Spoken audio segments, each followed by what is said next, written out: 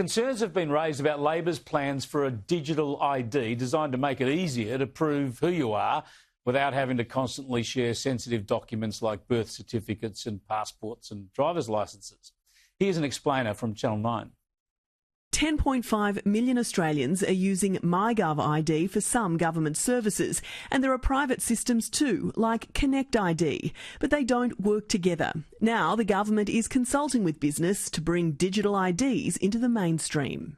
Making it easier, essentially, to live your life online, but with the minimum amount of sharing of documents.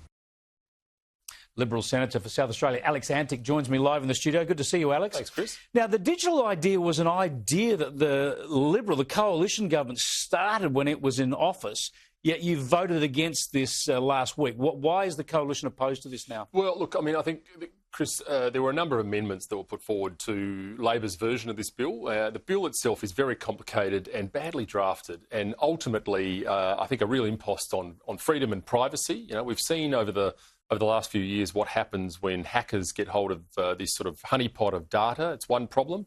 My personal problem with this, though, is simply that we are looking at what I think is going to become the spine of a future control mechanism over the Australian population. And you can't do the sorts of things you see in places like China with their social credit system until you have a digital ID system in place. So this is a massive, massive issue for libertarians and Australians generally. Yeah, it's a worry, right? Because a digital identity is something that we're stuck with now. We know that we all have some form of digital identity, and we want governments to maybe protect that. And maybe it helps us a bit if they coordinate that so that we don't have to prove our ID everywhere we go.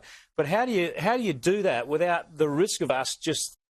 government's got its tentacles on everything we see and do? I don't think you can, and I think that's the point. I mean, this is always sold for purposes of privacy, convenience, safety. You know, it's often pitched in that term. But really what we're getting here is a system which is going to centralise control and give government the ability to turn people on and off. And we saw that, of course, in Canada with the freedom protests.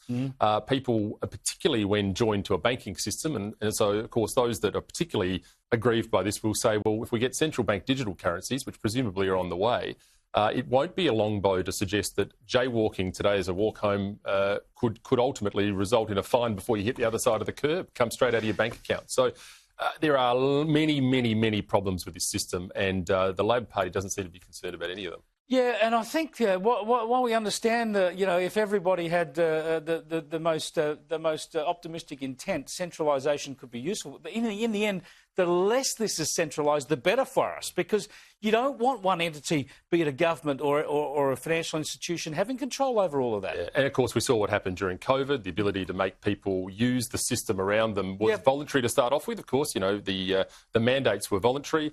And then, of course, we were told that people were never forced to take COVID injections. They were simply not allowed to work unless you had them. We're told the same thing with this system. This is voluntary. No one's going to be forced into it until such time as you can't go to hospital unless you've got a digital ID. So there will be ways and means to coerce Australians into this system. It'll be made mandatory, nothing surer. That's what the other thing we saw in COVID, and you've done all the work on this, was all that secret censorship of what people were putting online. Now, if the government can control your digital identity, they might be able to shut off your means of digital communication. Yeah.